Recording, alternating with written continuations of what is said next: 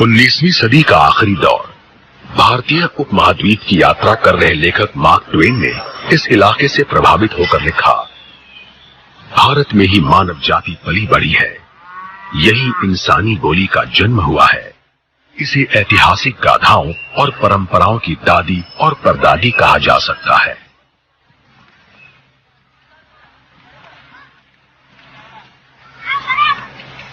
Mark Twain ने 5000 सालों में विकसित हुए भारत की व्याख्या की थी। ये बात है 19वीं सदी की। भारत की आबादी 20 करोड़ से ज्यादा है। ये भारत लगातार बदलाव के दौर में है। अब ये ताकतवर मुगल साम्राज्य द्वारा संगठित इलाका नहीं है। अपने सबसे अच्छे दौर में मुगल शासन उत्तर में अफगानिस्तान के पहाड़ों से लेकर भारतीय उपमहाद्वीप के सबसे दक्षिणी छोर तक फैला था। हाल ही में मिली इस रंगीन फिल्म को 1930 के दशक में फिल्माया गया था।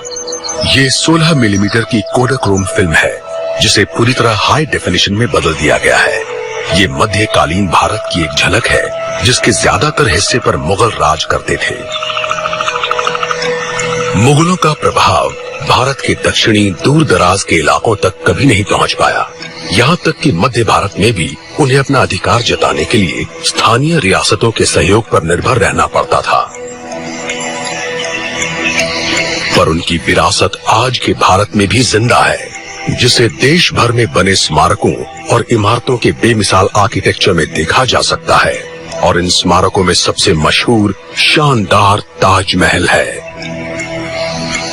सन 1648 में मुगल बादशाह शाहजहां की बेगम के मकबरे के तौर पर बना ताजमहल मोहब्बत की निशानी के अलावा भी काफी कुछ है। दुनिया का ये अजूबा ऐसे भारत का प्रतीक है जो कई सदियों की उतार चढ़ाव के बावजूद टिका रहा है और आज भी पहले की तरह ही शान से खड़ा है।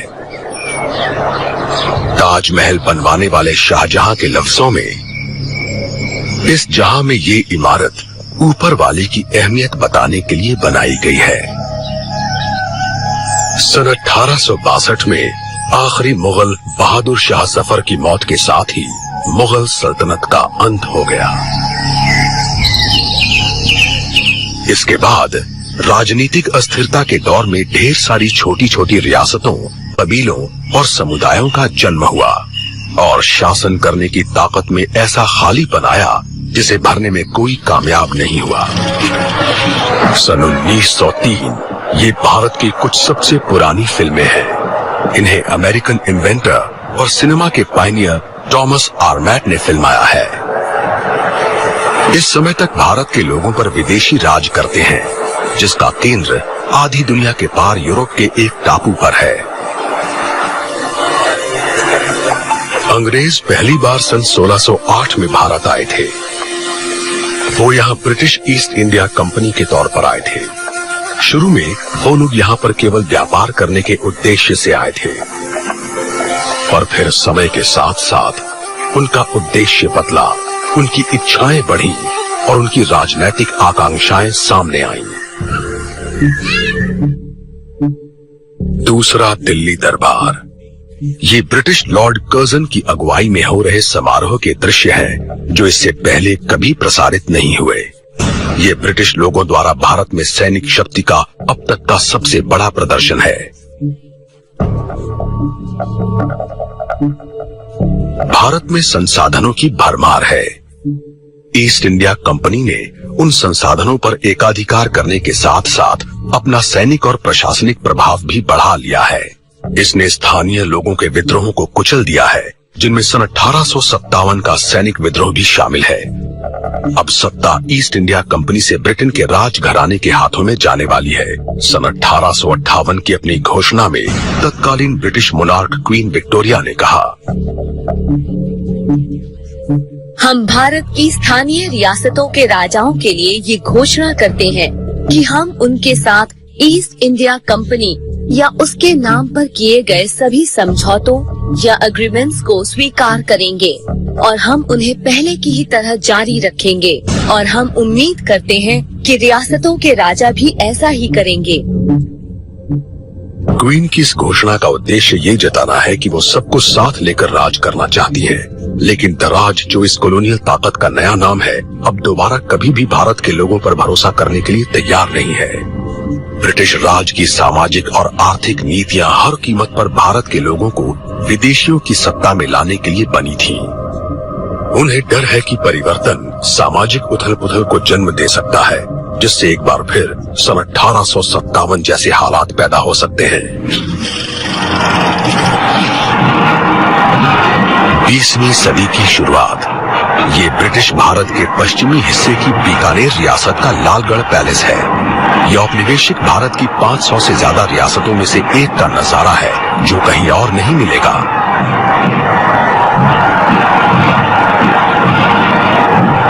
ये इंपीरियल वॉर कैबिनेट में अकेले गैर ब्रिटिश प्रतिनिधि महाराजा गंगा सिंह की पोती के शाही विवाह का अवसर है। ये चमक दमक एक शानो शौकत वाली ट्रेडिशनल लाइफस्टाइल की झलक दिखलाती है, लेकिन ये सिर्फ ऊपरी दिखावा है। अब भारत पर अंग्रेजों का राज है और ये दो प्रशासनिक सिस्टम्स में बटा हुआ है। भारत के 60% हिस्सों पर अंग्रेजों की हुकूमत चलती है। बाकी का 40% हिस्सा रजवाड़ों का है, जिन्होंने अंग्रेजों के साथ समझौते कर लिए हैं।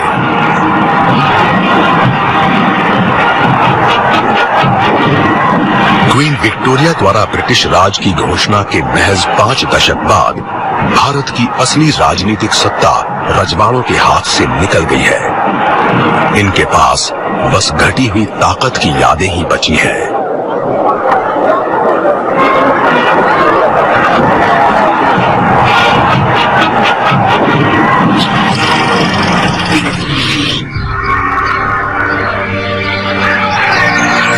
ये हैदराबाद की एक रियासत से मिले बाघ के शिकार के दृश्य हैं। ये मुश्किल से दिखने वाले विजुअल्स ओरिजिनल कला में हैं और इन्हें दक्षिणी भारत में कोंगारा कलान नाम के जंगल में फिल्माया गया है। स्थानीय राजा और अंग्रेज साथ मिलकर शिकार करते हैं। ये हाथियों पर शिकार के लिए निकलते हैं और उनके साथ ट्रेन्ड शिकारियों और हथियारों से लैस सैनिकों की एक फौज होती है। ये लोग घेरा बनाकर शिकार करते हैं। इसमें जोखिम कम होता है और देखने वालों को मजा आता है।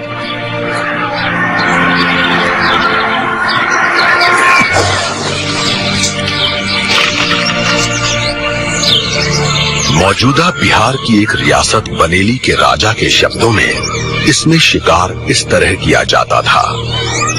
जंगलों में बाघों को लुभाने के लिए भैंस के बछड़े बांध दिए गए। बाघ के छिपे होने की जगह को घेरने के लिए लगभग 50 हाथी भेजे गए। फिर घेरा तैयार हो जाने पर 2 हाथियों को उस घेरे में जाकर बाघ को छिपने की जगह से निकालने का हुक्म दिया गया।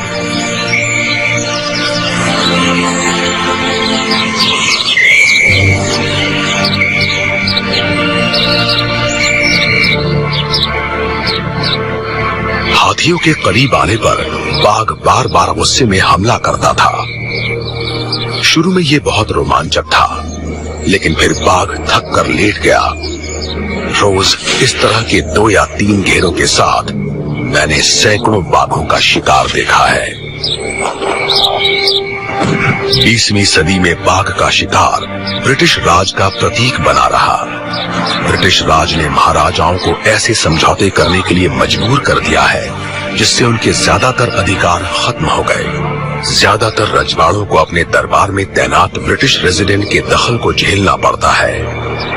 दर्राज ने भारतीय राजाओं की राजनीतिक, आर्थिक और सैनिक ताकत खत्म कर दी और देखने में ऐसा लग सकता है कि बाघों की तरह रियासतों के राजा भी बहुत ताकतवर हैं, लेकिन 20वीं सदी की शुरुआत तक इनकी स्थिति बहुत कमजोर हो चुकी है।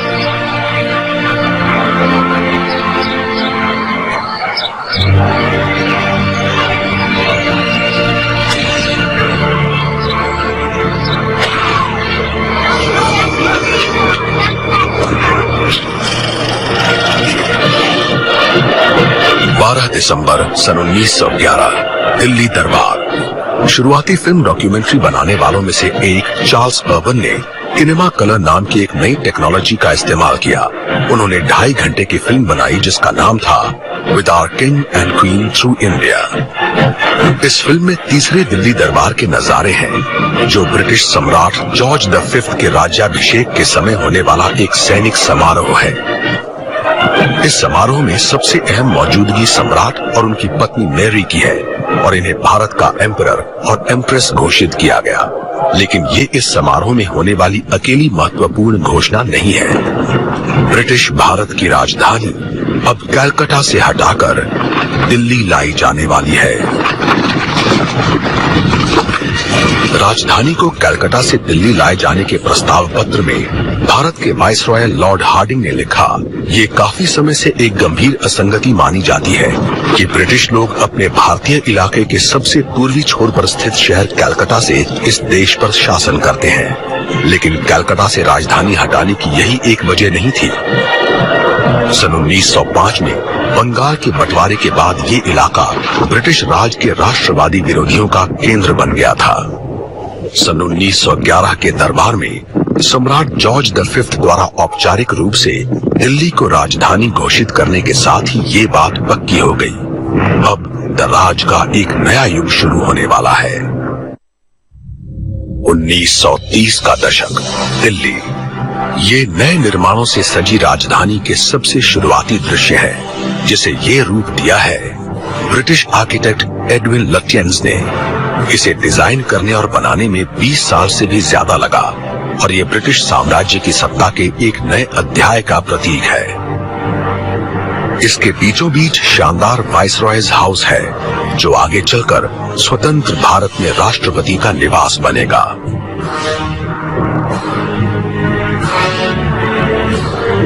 हिस्टोरियन मालविका सिंह और रुद्रांशु मुखर्जी ने अपनी किताब new Delhi making of a capital में बताया है कि लुटियंस ने कितनी बारीकी से काम किया था। उन्होंने इंडियन ट्रेडिशंस का बखूबी अध्ययन किया, खासियतों और प्रतीकों की खोज की, स्थानीय निर्माण सामग्री की डायरेक्टरी तैयार की, धार्मिक और सेक्युलर दोनों तरह की कला और कारीगरी की खासियतों को जमा किया और इन सबको आपस में मिलाकर एक हाइब्रिड स्टाइल बनाने की कोशिश की।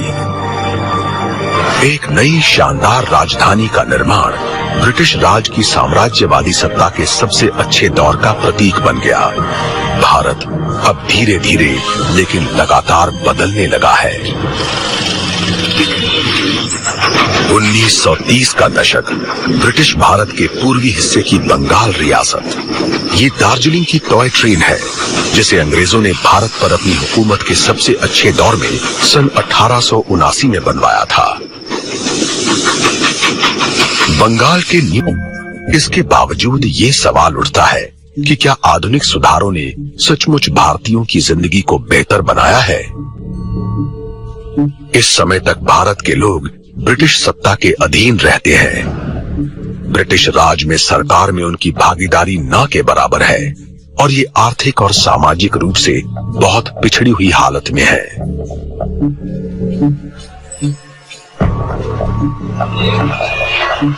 हिस्टोरियन आयरा क्लाइन ने लिखा है, अपने शुरुआती दौर में ही ब्रिटिश राज ने भारतीय उपमहाद्वीप में विकास के नए तौर तरीके स्थापित किए, जिससे इंग्लैंड तेजी से प्रगति कर पाया और वहां के लोग संपन्न हुए। पर क्लाइन का एक सवाल है, फिर वेस्टर्न प्रोग्राम्स की कामयाबी ज्यादा बड़े पैमाने पर नजर क्यों नहीं आई और इकोनॉमिक डेवलपमेंट की पॉलिसीज ने 20वीं सदी के मध्य तक भारत के ज्यादातर लोगों को गरीबी रेखा के नीचे कैसे पहुंचा दिया, जहां लोग मुश्किल से अपना पेट भर पाते हैं। 20वीं सदी के आगे बढ़ने के साथ ही अब तमाम भारतीय लोग गरीब से लेकर अमीर तक ये सवाल पूछने लगे हैं।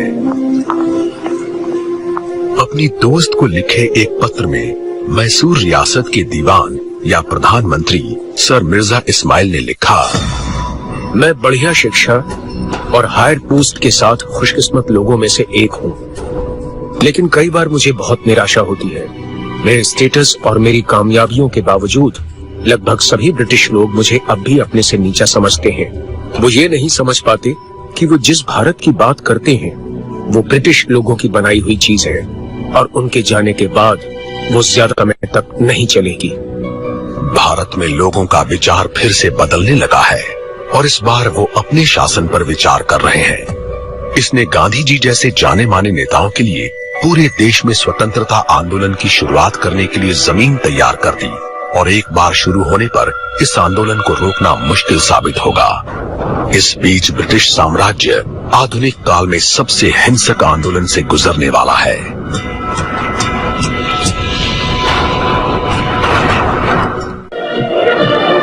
बीसवीं सदी का शुरुआती दौर। ब्रिटिश हुकूमत एक बड़ी साम्राज्यवादी शक्ति है और भारत इस साम्राज्य के सबसे अहम नगीनों में से एक है। लेकिन यहाँ अब अशांति है और ये 3 दशकों से पनप रही है। 19वीं सदी के आखिरी वर्षों में यहाँ की अशांति ने राष्ट्रीय चेतना को जन्म दिया और आखिरकार इससे इंडियन नेशनल कांग्रेस यानी भारतीय राष्ट्रीय कांग्रेस के गठन की बुनियाद पड़ी। इस संगठन का विचार सबसे पहले एक अंग्रेज नागरिक एलन ऑक्टेवियन ह्यूम ने रखा था, लेकिन कांग्रेस भारतीय नेतृत्व वाला एक राजनीतिक संगठन है जो ब्रिटिश राज में भारतीयों की समस्याओं का समाधान चाहता है। सन 1914 में ये भारत में ब्रिटिश राज के सबसे जबरदस्त राजनीतिक विरोधी के रूप में पनपा, लेकिन अब जंग की दस्तक सुनाई दे रही है।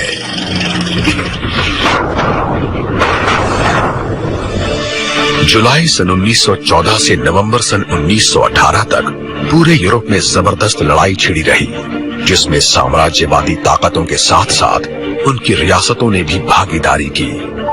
ब्रिटेन, फ्रांस और रूस ने एक गठबंधन बनाया जिसमें बाद में अमेरिका, जापान और अन्य देश भी शामिल हो गए।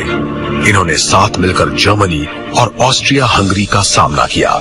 ब्रिटिश भारत ने भारतीय सेना को जंग में उतारा। दुनिया में किसी उपनिवेश की सबसे बड़ी वॉलंटियर आर्मी में यहाँ के 12,70,000 सैनिक शामिल हुए।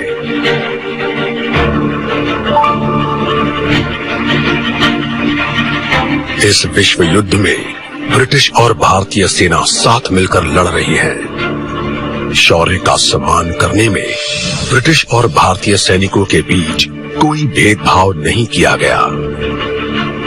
15 भारतीयों को विक्टोरिया क्रॉस दिया गया। सिर्फ ब्रिटिश लोगों को दिया जाने वाला ये सम्मान प्राप्त करने वाले ये पहले भारतीय थे।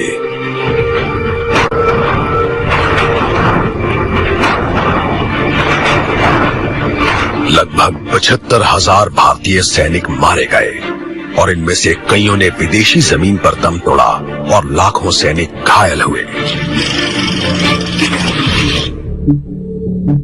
दिसंबर सन 1917, जेरूसलम। ये ब्रिटिश जनरल एडमंड एलनबी द्वारा डोम ऑफ रॉक पर सम्मान व्यक्त करने के दुर्लभ दृश्य है। इनके साथ भारतीय घुड़सवार सेना और लैंसर्स के 4 डिविजन्स हैं। भारतीय सेना फिलिस्तीन से तुर्कों को बाहर निकालने में कामयाबी का जश्न मना रही है।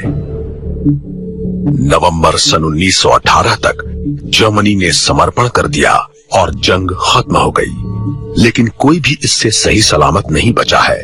इस विश्व युद्ध ने जीतने वाले को भी उतना ही नुकसान पहुंचाया है जितना हारने वाले को। ब्रिटिश साम्राज्य को भी अपने देश में भारी नुकसान झेलना पड़ा है।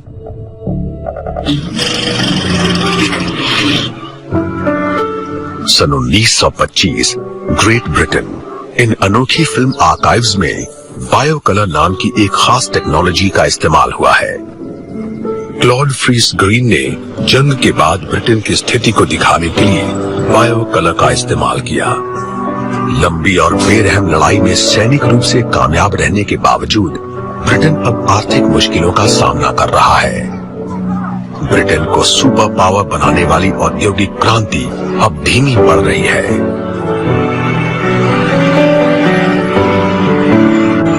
संपन्न लोग और धनी होते जा रहे हैं और गरीब लोग और भटेहार, जिससे उच्च वर्ग और कामगारों के बीच फर्क बढ़ता जा रहा है। सन 1926 में यानी पहले विश्व युद्ध के खत्म होने के 1 दशक के अंदर ब्रिटेन कारखानों, कोयला खदानों, बस, रेल और बंदरगाहों में काम करने वालों और बिजली और गैस के कामगारों की 10 दिनों की आम हड़ताल से ठप्प पड़ गया। प्रशासन ने इस आम हड़ताल को तो खत्म करवा दिया, लेकिन ये ब्रिटिश साम्राज्य के लिए आगे आने वाले मुश्किल हालात का पहला संकेत है।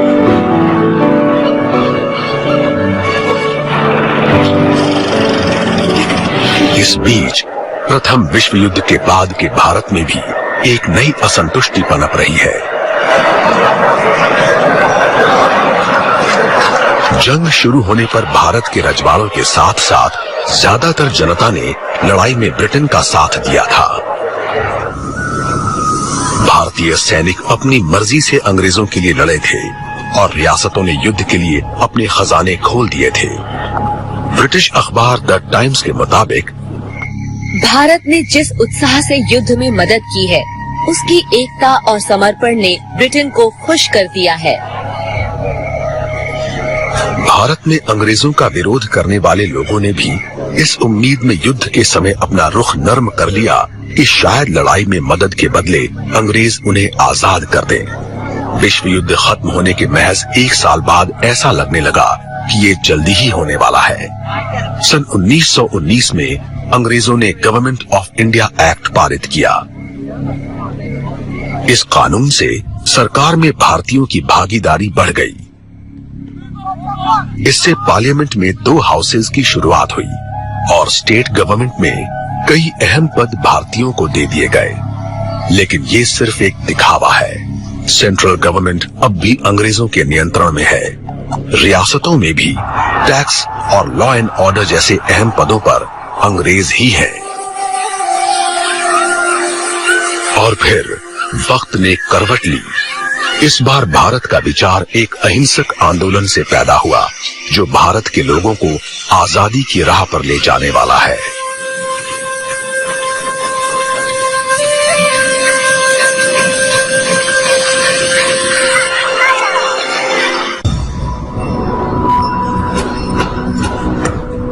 ये भारतीय स्वतंत्रता संग्राम के सबसे जाने माने नेता और साम्राज्यवादी ब्रिटिश राज के लिए सबसे बड़े खतरों में से एक मोहनदास करमचंद गांधी के खास दृश्य है। इन्होंने रंगभेदी मुल्क साउथ अफ्रीका में 2 दशकों तक वकालत की है। जनवरी सन 1915 में ये भारत लौटे। साउथ अफ्रीका में रंग भेद के अनुभव ने इन्हें स्वराज के लिए आंदोलन करने की प्रेरणा दी। आप सबसे विनती है कि आप ब्रिटेन में बनी चीजों का बहिष्कार करें। भारत की आजादी के इस पहले आह्वान ने सिर्फ उच्च वर्गों को ही नहीं, बल्कि हर वर्ग के भारतीयों को आकर्षित किया। सन 1920 तक गांधी ने भारतीय राष्ट्रीय कांग्रेस का नेतृत्व संभाल लिया और ये ब्रिटेन में बनी चीजों के बहिष्कार जैसी सविनय अवज्ञा जैसे आंदोलनों की अगुवाई करने लगे। सम्मान से लोग गांधी को महात्मा कहते हैं और इन्होंने अहिंसक विरोध की शुरुआत की। ये लगातार विरोध और अपने मत पर कायम रहने का ऐसा तरीका था जो आजादी की लड़ाई में बिल्कुल नया था। अन्य राष्ट्रीय नेताओं के साथ गांधी भी भारत के विचार में सबसे जबरदस्त बदलाव की प्रेरणा देने वाले लोगों में से थे। ये एक स्वतंत्र और डेमोक्रेटिक नेशन का विचार था, जिस पर यहाँ के लोग डेमोक्रेसी में शासन करें। मैं खुद को सिपाही मानता हूँ, शांति का एक सिपाही।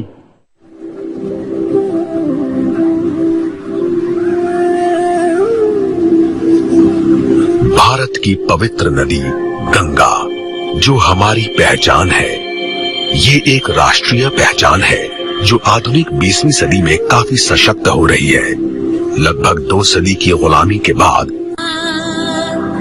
कुछ स्वतंत्रता सेनानी राजनीतिक बातचीत जैसे अहिंसक तरीके अपनाना चाहते हैं, लेकिन भगत सिंह और चंद्रशेखर आजाद जैसे कुछ लोगों ने अंग्रेजों से लड़ने के लिए हथियार उठा लिए।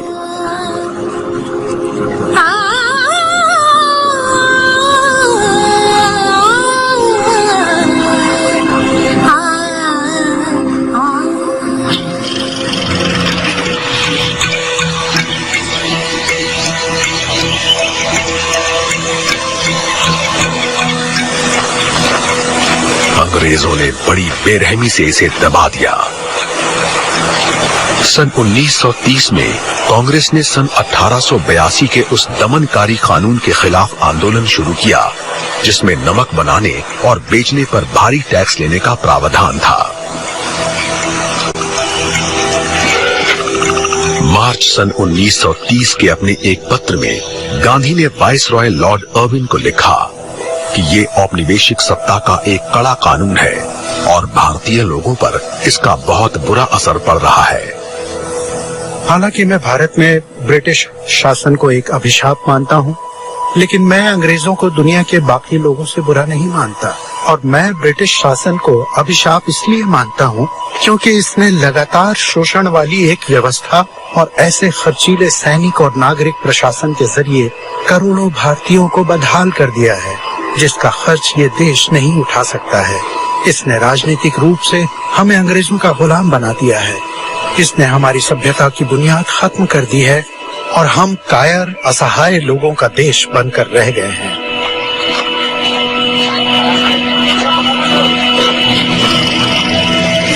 मार्च सन 1930 ब्रिटिश भारत का गुजरात प्रांत नमक पर ब्रिटिश टैक्स का विरोध करने के लिए गांधी साबरमती में अपने आश्रम से दांडी में अरब सागर के तट तक पैदल यात्रा करने वाले हैं। वहां वो ब्रिटिश कानून का उल्लंघन करके भारतीयों द्वारा खुद अपना नमक बनाने के एक आंदोलन की अगुवाई करेंगे। लॉर्ड अर्विन को लिखे गए अपने पत्र के अंत में उन्होंने बातचीत का प्रस्ताव रखा।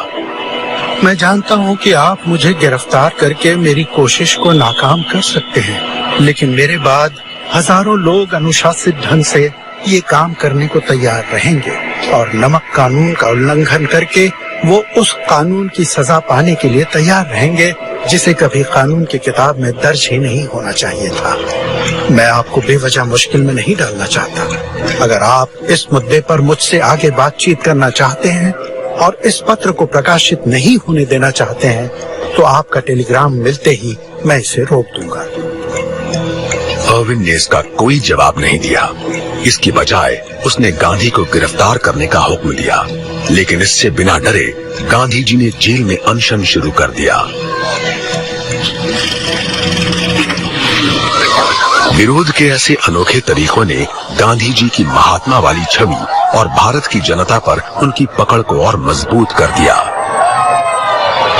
अक्टूबर सन 1931 ग्रेट ब्रिटेन। गांधी लंदन पहुंचे और ब्रिटेन की जनता उनसे बहुत सम्मान से मिली, लेकिन ब्रिटिश हुकूमत को अपने पक्ष में करना इतना आसान नहीं है। उस साल फरवरी में जाने माने राजनेता और आगे चलकर ब्रिटेन के प्रधानमंत्री बनने वाले विंस्टन चर्चिल ने गांधी के बारे में लिखा। मिस्टर गांधी को देखकर मुझे बहुत घिन आई। ये मिडिल टेम्पल के एहसान फरामोश वकील हैं और अब पूरब के फकीर की तरह आधे कपड़े में ये किंग एम्परर के रिप्रेजेंटेटिव से बराबरी पर बातचीत करने के लिए वाइस रीगल पैलेस की सीढ़ियों पर चढ़ रहे हैं। लेकिन गांधी जी की दिलचस्पी सिर्फ ब्रिटिश राज की नींव हिलाने में नहीं है। आजाद भारत के इनके सपने में ये भी शामिल है कि यहाँ के लोग अपने आप को पहचाने और अपनी सबसे पुरानी सामाजिक बुराइयों को दूर करें।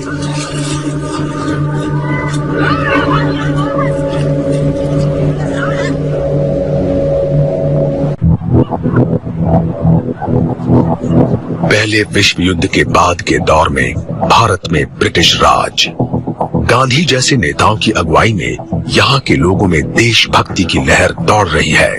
गांधी ने भारत के लोगों को सिर्फ ब्रिटिश शासन से आजादी के लिए लड़ने की ही प्रेरणा नहीं दी, उन्होंने उन्हें जाति, नस्ल, धर्म और लिंग के भेदभाव से भी लड़ने को कहा।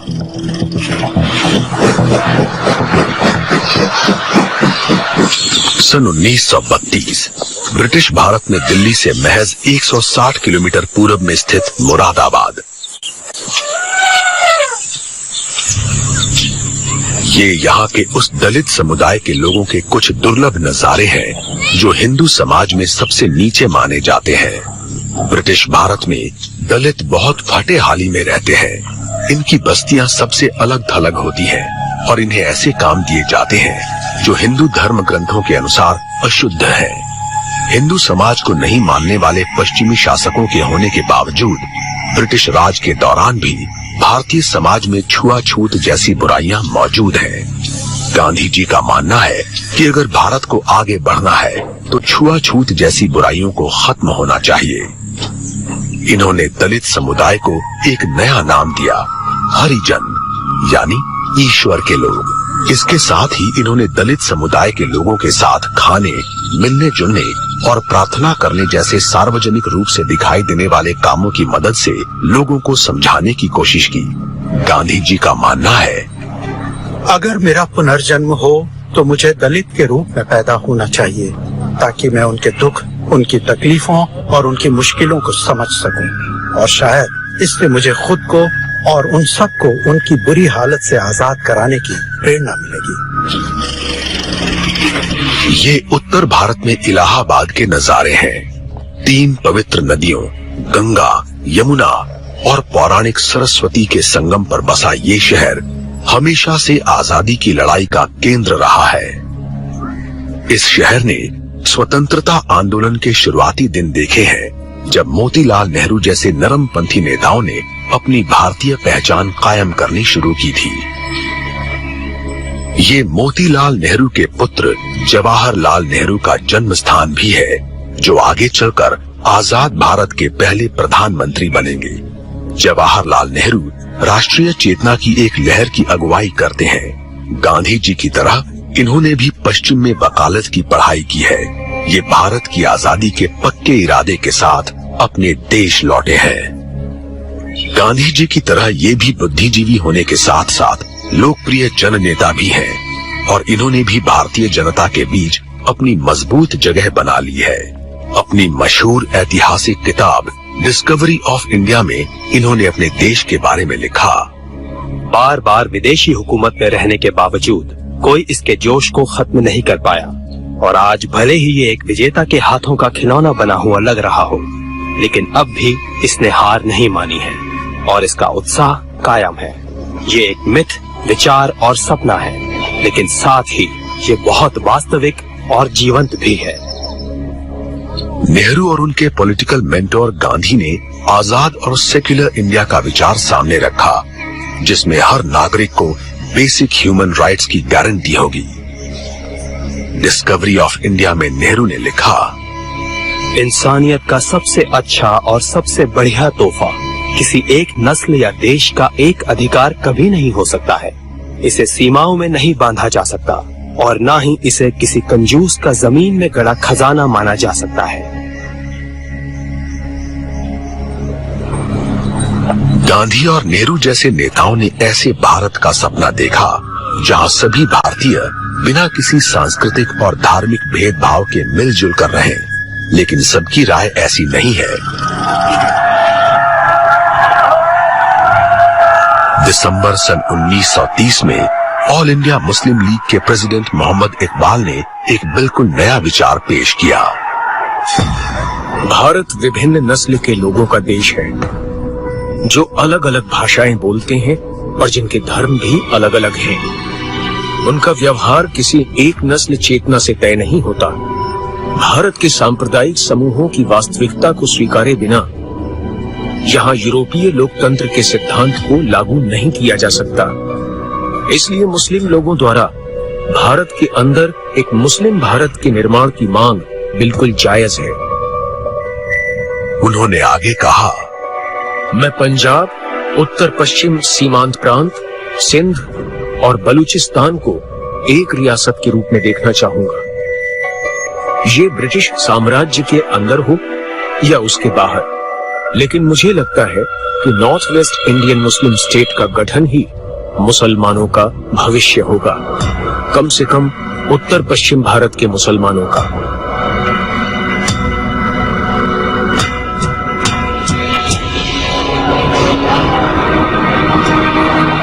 ये पाकिस्तान के विचार का जन्म है, लेकिन ये कई सदियों से चले आ रहे तनाव का नतीजा है। सभी भारतीय अंग्रेजों से आजाद होना चाहते हैं, लेकिन सांप्रदायिक तनाव का भारत के भविष्य पर बुरा असर पड़ेगा। 1930 के दशक के दौरान भारत में ब्रिटिश शासन से आजादी की मांग लगातार तेज होती गई। इस पुरानी फिल्म में आप आजादी की लड़ाई का एक दुर्लभ नजारा देख सकते हैं। ये आंदोलन बहुत जबरदस्त है, लेकिन इसे अपने भीतर ही गंभीर चुनौतियों का सामना करना पड़ रहा है। ब्रिटिश लोगों ने भारतीयों में फूट डालकर शासन करने के लिए इन्हीं धार्मिक और जातीय तनावों का फायदा उठाया।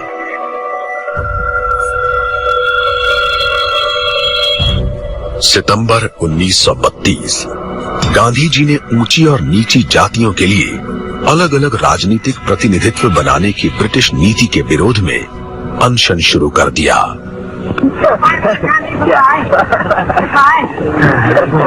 इस फिल्म में आवाज साफ न होने के बावजूद ये गांधी जी की सविनय अवज्ञा के दुर्लभ दृश्य है।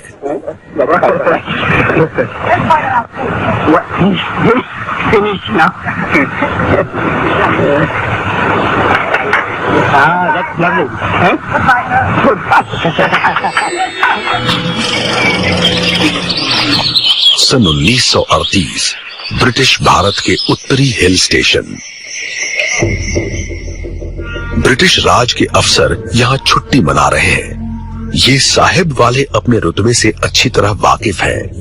उर्दू लफ्ज साहिब का अर्थ है सर या मिस्टर, लेकिन ब्रिटिश राज में ये स्वामी या मालिक के ऊंचे रुतबे का प्रतीक है और इसका इस्तेमाल भारतीय लोग अंग्रेजों के लिए करते हैं। साहिब लोग ऐशो आराम और खास सहूलियतों वाली जिंदगी जीते हैं। इनमें से कुछ लोग बहुत अनमने ढंग से भारत आए हैं, जबकि कुछ लोग ब्रिटेन से भी ज्यादा भारत को अपना घर मानते हैं। 20वीं सदी के शुरू के 25 सालों के अंत में दुनिया एक बार फिर बदलने लगी है। इस बार ब्रिटिश राज पर इसका प्रभाव निर्णायक होगा।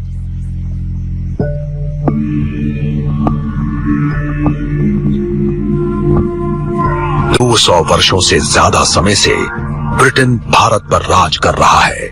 द राज अब तक देश में चल रहे आंदोलनों के साथ साथ पहले विश्व युद्ध से पैदा हुई मुश्किलों से भी लड़ने में कामयाब रहा है।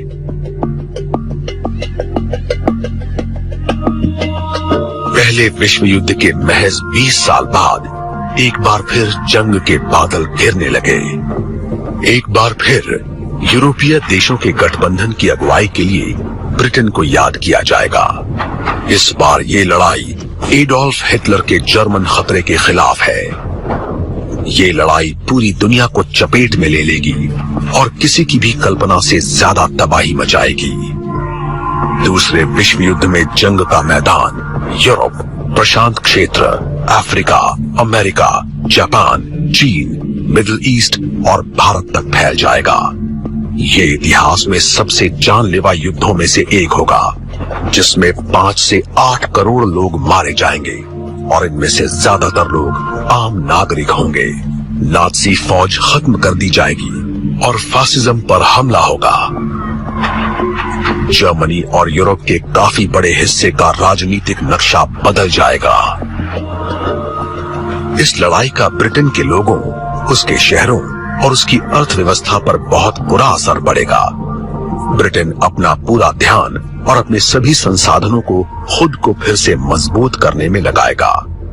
भारतीय लोगों के लिए दूसरा विश्व युद्ध आजादी के लिए जोर लगाने का एक अच्छा जरिया साबित होगा। आजादी की इसकी मांग लगातार तेज और मजबूत होती जाएगी। दूसरे विश्व युद्ध के अंत तक दुनिया का नक्शा काफी हद तक बदल जाएगा। आयरन कर्टन पश्चिमी जगत को विभाजित कर देगा। ताकतवर देशों का पतन हो जाएगा और उनकी जगह नए देश पनपेंगे। द राज जैसी साम्राज्यवादी ताकतों का